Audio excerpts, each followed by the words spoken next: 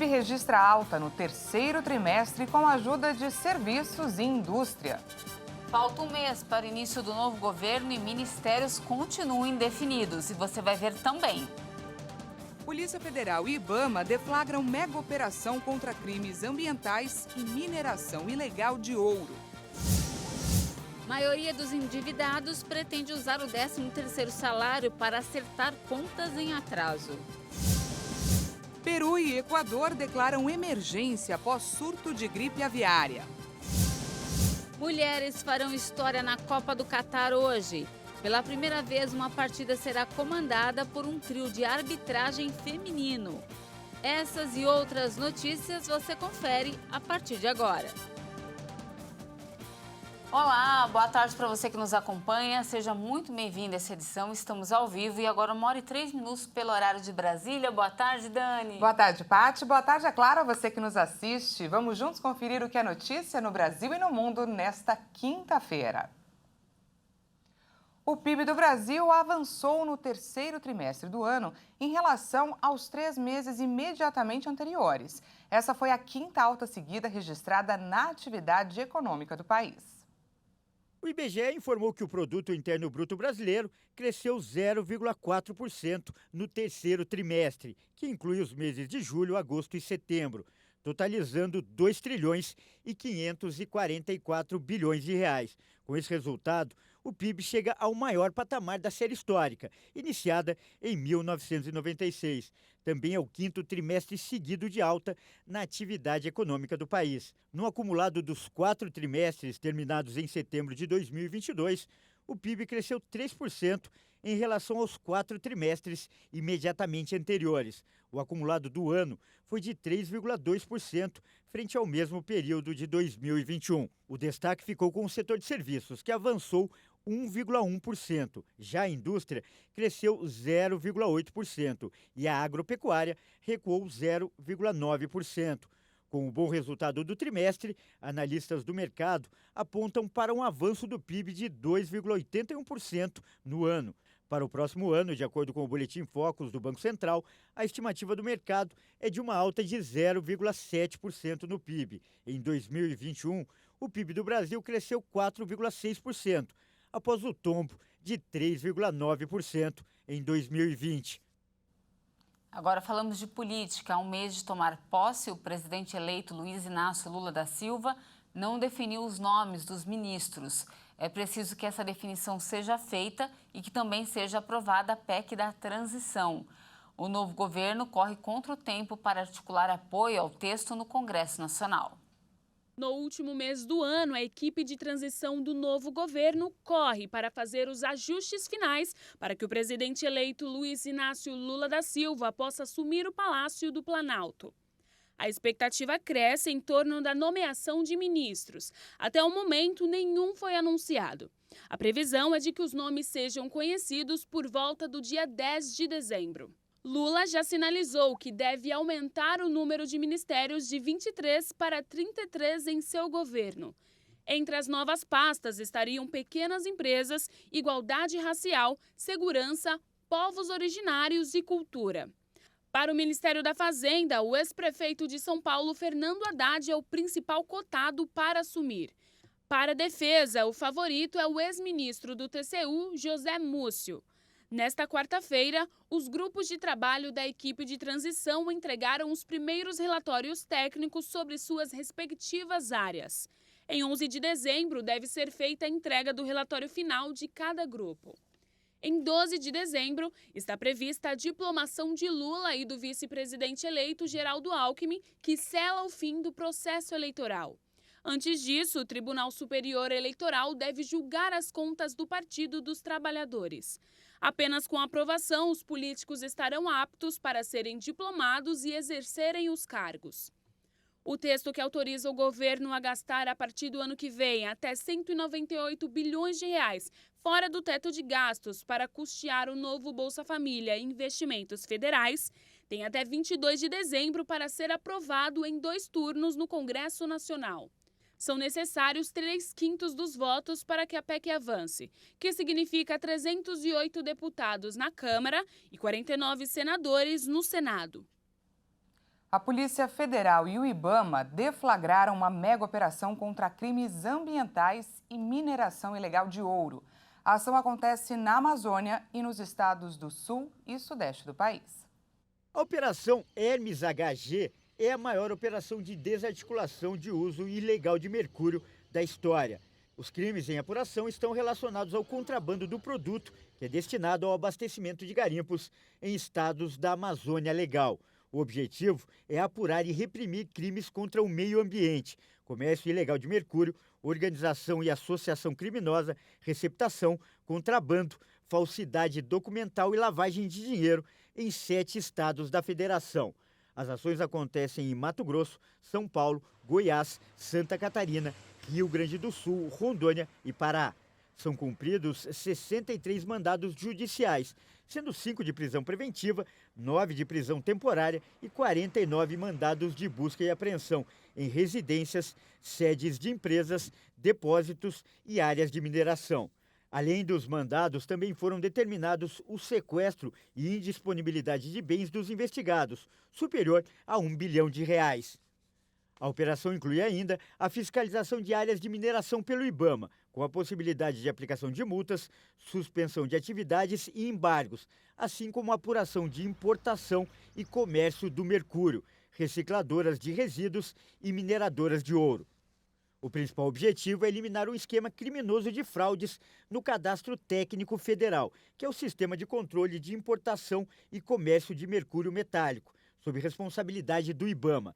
A investigação aponta para indícios de mais de 2 toneladas de mercúrio comercializados por métodos criminosos. O controle do mercúrio é um instrumento de proteção ambiental e de defesa da saúde pública, uma vez que seu mau uso pode contaminar os rios em que são utilizados, comprometendo assim animais, peixes e até humanos. É um elemento tóxico que pode causar danos irreversíveis, inclusive no sistema nervoso central, e levar à morte. A maioria dos endividados pretende usar o valor do 13º salário para acertar as contas em atraso. O objetivo é começar o ano novo com um nome limpo. Uma pesquisa da Serasa apontou que 6 de cada 10 pessoas pretendem usar o 13º salário para limpar o nome, pagar dívidas e contas básicas. O destino já está praticamente definido para 63% desses trabalhadores que receberam a primeira parcela do benefício. De acordo com um estudo que ouviu 2.800 brasileiros, 25,8% dos entrevistados pretendem pagar dívidas. 25,6% disseram que querem limpar o nome e 12,5% planejam saldar as contas básicas, como a de água e luz. Os números representam um alento diante do cenário com o maior índice de inadimplência no ano. O total de dívidas da população passa dos 300 bilhões de reais e o valor médio das dívidas por pessoa chega a R$ 4.300. Até o dia 5 de dezembro, o feirão Serasa Limpa Nome disponibiliza 250 milhões de dívidas com condições especiais de descontos. Esta é a maior edição do evento, com até 99% de desconto, possibilidade de pagamento via Pix e a baixa da negativação em até 24 horas. A pesquisa também demonstrou que 7% do 13º salário deve ser destinado a despesas com alimentação e apenas 4% em investimentos. E agora a gente fala sobre as chuvas que continuam muito fortes em várias partes do Brasil. As regiões Sul, Sudeste e Nordeste são as mais atingidas. A maior preocupação da Defesa Civil é em relação aos deslizamentos de terra. Essa quinta-feira ainda tem muita chuva prevista para a maioria dos estados brasileiros. Mais de 20 capitais continuam com alerta laranja para temporais.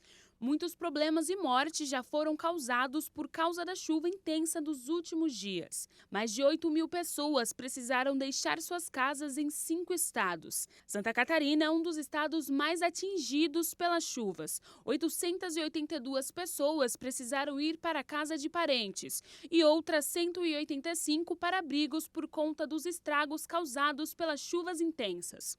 O mau tempo provocou deslizamentos de terra, risco de desmoronamento em estradas e alagamentos. Pelo menos 12 deslizamentos de terra atingiram a rodovia 418 de Santa Catarina, que liga Joinville ao Planalto Norte. O trecho era uma rota alternativa para quem precisa chegar ao Paraná depois do grave deslizamento na BR-376.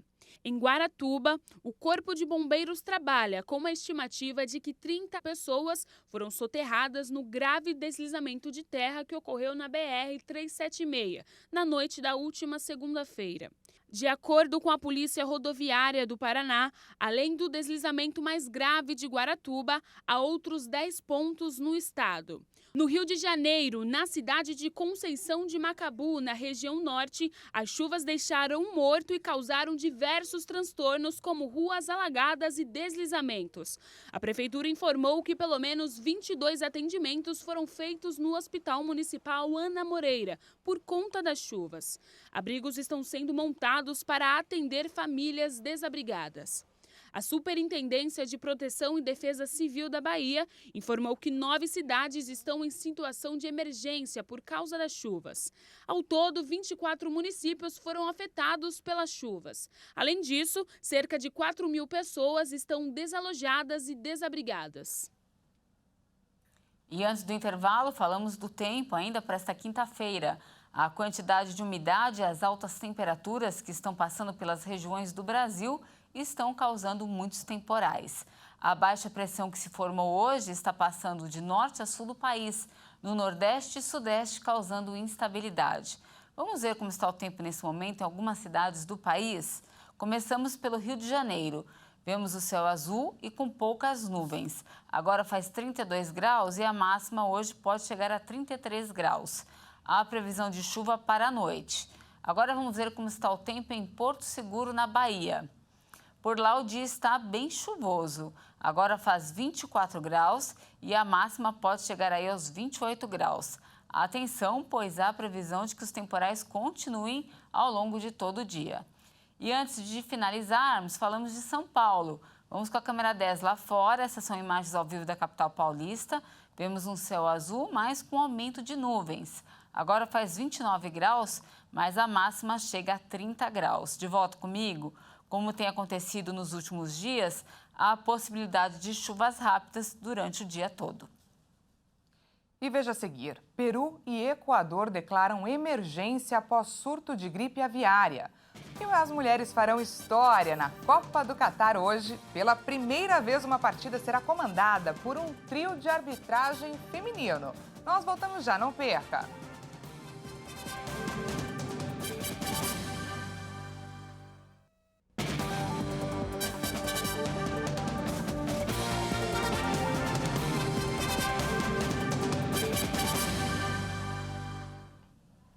Já estamos de volta ao vivo, agora 1h17 pelo horário de Brasília e voltamos com os destaques internacionais. Equador e Peru declararam estado de emergência sanitária por causa de um surto de gripe aviária. De acordo com hipóteses científicas, a doença está sendo transmitida por aves que saíram da América do Norte e foram até a Patagônia. O Equador declarou estado de emergência sanitária depois que o surto de gripe aviária foi detectado. Para manter o surto controlado, emitimos o Acordo Ministerial 134, por meio do qual declaramos o estado de emergência sanitária em território equatoriano, que vai durar 90 dias. Durará 90 dias. O primeiro caso foi detectado há 3 dias na província andina de Cotopaxi. O brote de influência aviar lo detectamos. Detectamos o surto graças aos controles periódicos que fazemos e isso nos permitiu tomar medidas cedo para controlar a enfermidade. Ativar cerco epidemiológico para controlar esta enfermidade. O ministro explicou que durante o período de emergência não vai ser possível manejar aves, produtos e subprodutos provenientes das granjas afetadas. Apesar das restrições, ele garantiu o consumo de ovos e de carne de frango à população. O Peru adotou a mesma medida em nível nacional, também por 90 dias, de acordo com o Serviço Nacional de Saúde Agrária. O órgão já havia emitido na quinta-feira passada um alerta sanitário com duração de 180 dias, depois que foram confirmados 3 casos de gripe aviária H5N1 em pelicanos mortos nas praias de La Encantada e Venécia, ao sul de Lima. O novo surto também foi encontrado em aves criadas em granjas de Lambayeque e Lima. A gripe aviária é uma doença que não tem cura nem tratamento e que causa alta mortalidade entre aves silvestres e domésticas, como patos, galinhas, frangos e pavões. De acordo com hipóteses científicas, a enfermidade está sendo transmitida por aves silvestres que saíram da América do Norte e foram até a Patagônia. E a ONU fez um apelo por uma quantia recorde em ajuda humanitária para o ano que vem. A organização prevê que serão necessários mais de 51 bilhões de dólares em doações para ajudar os necessitados. Diante dos efeitos da mudança climática, do risco de fome e da guerra na Ucrânia, a ONU apresentou nesta quinta-feira um apelo para arrecadar a quantia recorde de 51 bilhões e meio de dólares em 2023 para oferecer ajuda humanitária a 230 milhões de pessoas. E as necessidades estão aumentando porque fomos atingidos pela guerra na Ucrânia, pela Covid e pelo clima, e temo que 2023 seja uma aceleração de todas essas tendências.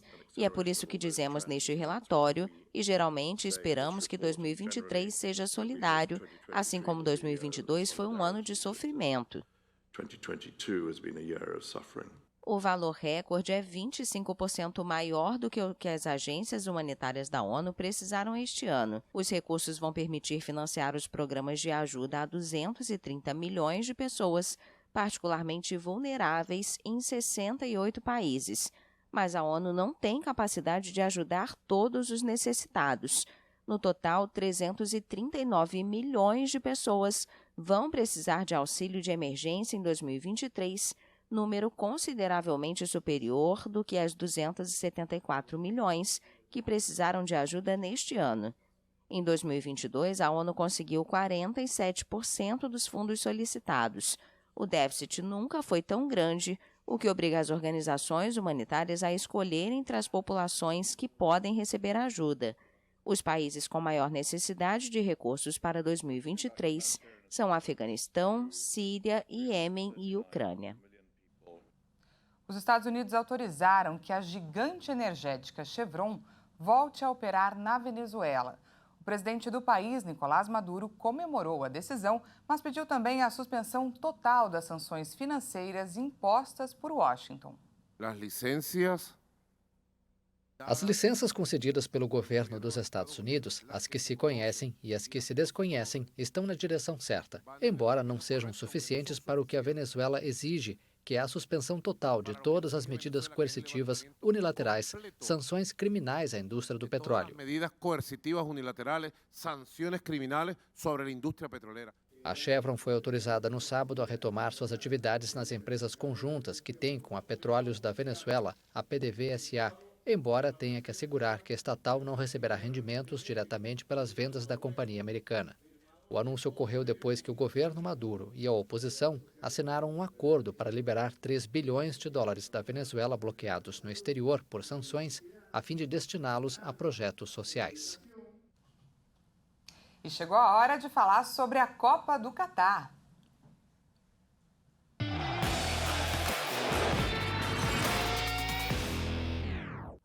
Muito se falou ontem sobre o duelo entre Messi e Lewandowski no jogo entre Argentina e Polônia.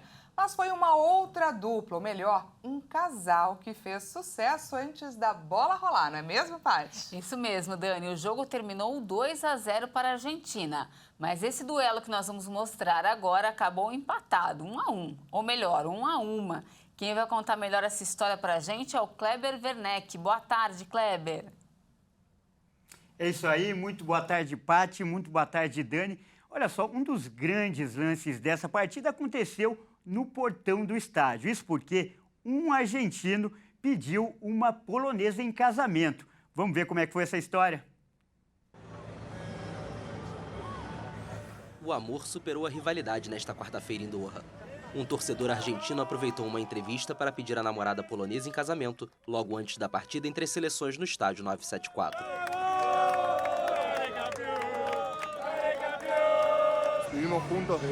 Moramos juntos desde o início do ano. Eu tinha entendido que era uma oportunidade muito boa hoje. Na verdade, eu tenho adiado por meses para deixá-lo para hoje, que é uma ocasião tão especial. Desde 78, que Argentina e Polônia não é jogado em uma Copa do Mundo. Então é perfeito. A resposta para a sorte do hermano foi a esperada. Sim, claro que sim! A sorte estava mesmo do lado do casal, que viu as seleções argentina e polonesa se classificarem para as oitavas da Copa do Mundo do Catar, após o apito final. Olha, e o final foi feliz para todo mundo, já que as duas equipes se classificaram e a noiva disse sim para o noivo. Vamos então atualizar agora os jogos pela Copa do Catar. Das 8 equipes que entram em campo hoje, apenas uma já está eliminada, o Canadá.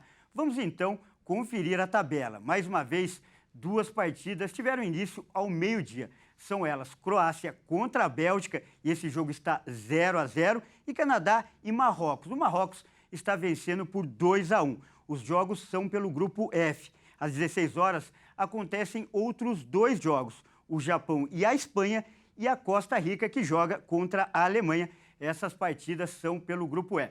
Inclusive, essa partida que eu acabei de falar entre a Alemanha e a Costa Rica vai entrar para a história das Copas. Isso porque, pela primeira vez, um jogo de Mundial terá um trio de arbitragem só com mulheres. E uma delas é uma brasileira, Neuza Bach. Confira. As escolhidas para essa missão inédita são a francesa Stéphanie Frappart, a mexicana Karen Diaz Medina e a brasileira Neuza Bach. Frappart já havia participado da partida entre México e Polônia pela primeira rodada do Grupo C, porém como quarta árbitra. Pela primeira vez, a FIFA convocou mulheres para fazerem parte do quadro de arbitragem da competição. E o Brasil está muito bem representado por Neuza Bach, de 38 anos. Ela será uma das auxiliares no jogo. Neuza atua regularmente em jogos da Série A e B do Campeonato Brasileiro, Copa do Brasil. Em 2021, ela também participou do Mundial de Clubes, das Olimpíadas de Tóquio e da Copa Libertadores da América. Elas se dizem preparadas para essa responsabilidade. Afinal, enfrentar pressão e superar barreiras, seja lá qual for a atividade, já faz parte da vida das mulheres. É isso aí, muito legal essa iniciativa que entra para a história. E amanhã eu volto, porque amanhã tem jogo do Brasil. É com você, Paty, e é com você, Dani. Muito obrigada pelas informações, Kleber, e até amanhã. Amanhã estaremos a caráter, é isso? Sim, com certeza. E olha, não temos mais tempo, essa edição fica por aqui. Agradecemos demais a sua companhia. Uma ótima tarde para você e até amanhã. Não se esqueça, daqui a pouco o Kleber Werneck volta com mais informações a 1h50. Uma ótima tarde para você e até amanhã.